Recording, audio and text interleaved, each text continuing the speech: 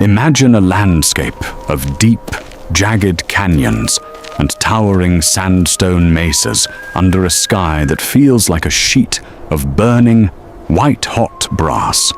The temperature on the surface of the plateau is a relentless 45 degrees Celsius, or 113 degrees Fahrenheit. The air is so thin and dry that every breath feels like a challenge to your lungs, as if the oxygen itself is being scorched away before it reaches you.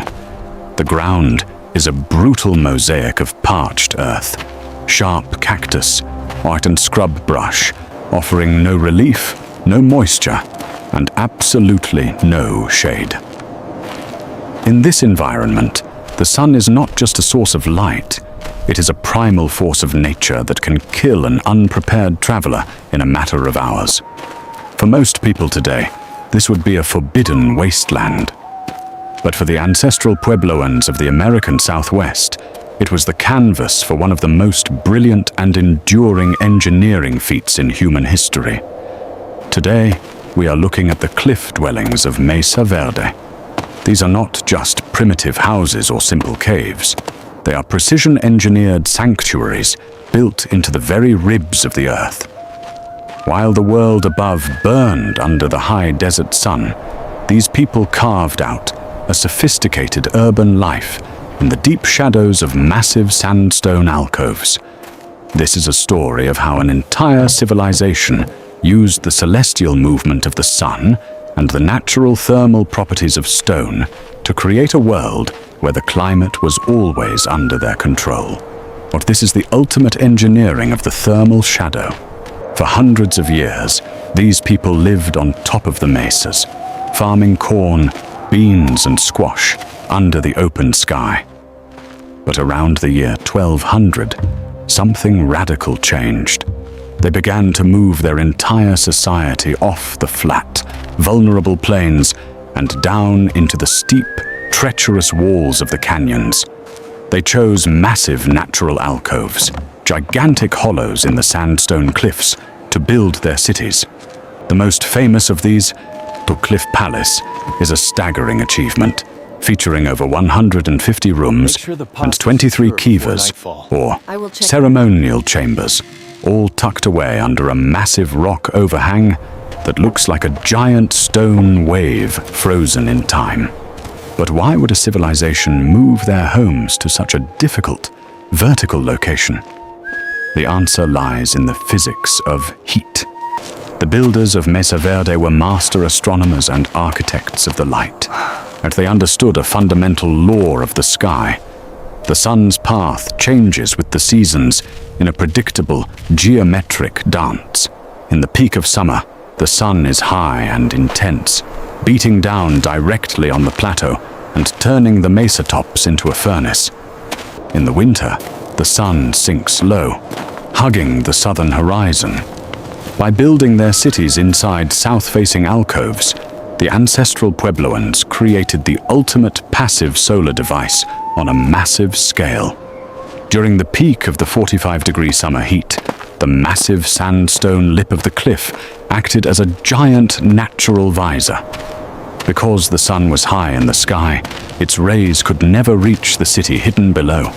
The dwellings remained in a perpetual, deep shadow, keeping the interior temperatures significantly lower, sometimes by as much as 20 degrees, than the scorched surface of the mesa, just a few meters above. But the genius did not stop at the shadow. It was baked into the stone itself. Now, sandstone is a material with incredibly high thermal mass, meaning it acts like a giant battery for heat.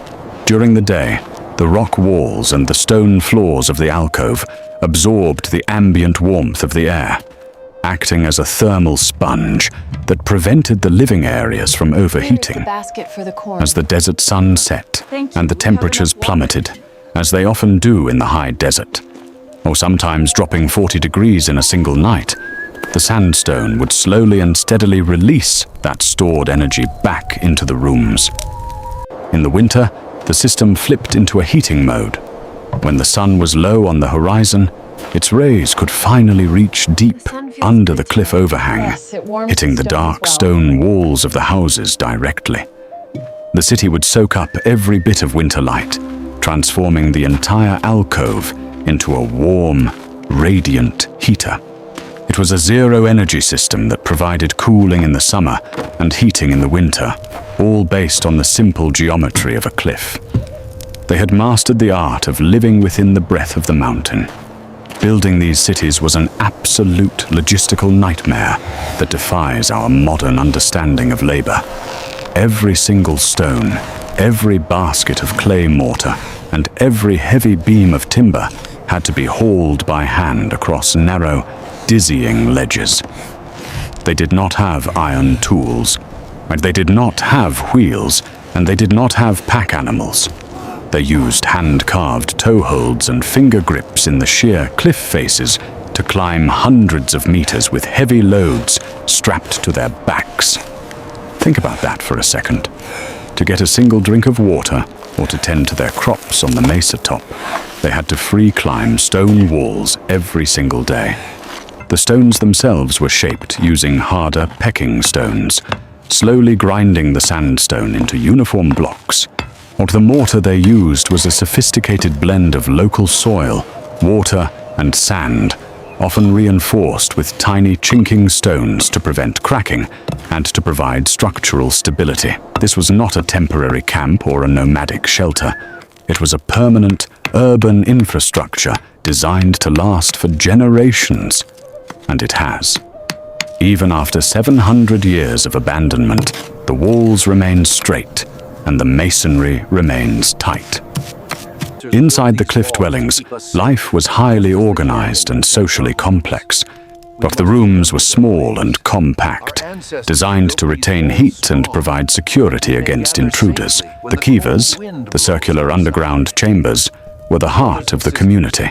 Even in the depths of winter, these chambers remained warm and perfectly ventilated through a clever system of air deflectors and fresh air shafts. They were the ultimate survival bunkers, providing a space for ritual, storytelling, and governance, while the world outside shifted from extreme heat to freezing cold. Water management was the third and perhaps most vital pillar of their survival. In a land where it rarely rains, every single drop is a treasure more valuable than gold. The Ancestral Puebloans built an incredible network of check dams and reservoirs on the mesa tops to catch and direct every bit of rainwater into their fields. But inside the alcoves, they had something even more precious and hidden: seeps.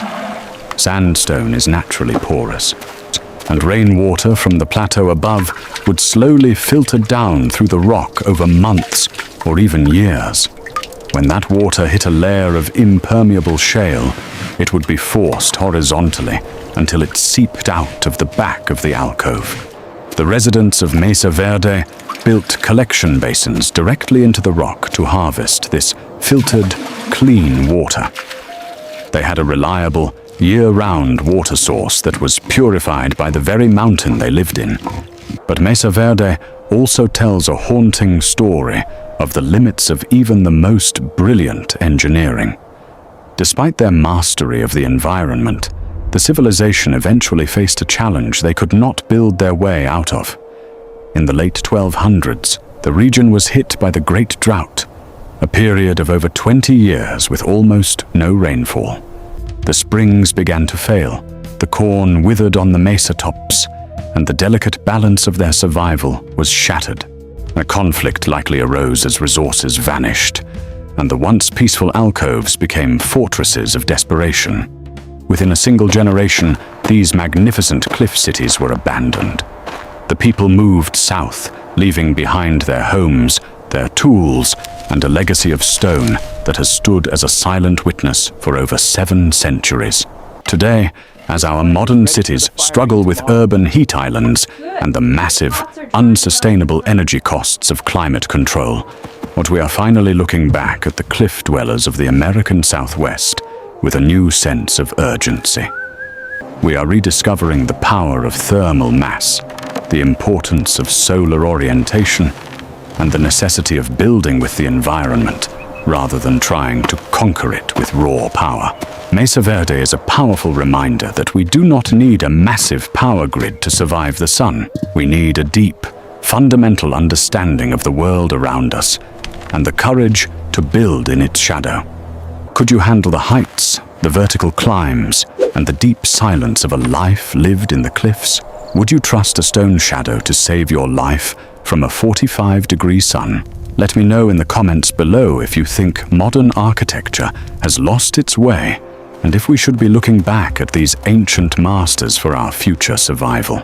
Make sure to subscribe as we continue to explore the most extreme survival engineering in human history, from the deep bunkers of the East to the cliff cities of the West. Stay curious, stay resilient, and keep looking for the secrets hidden in the stone.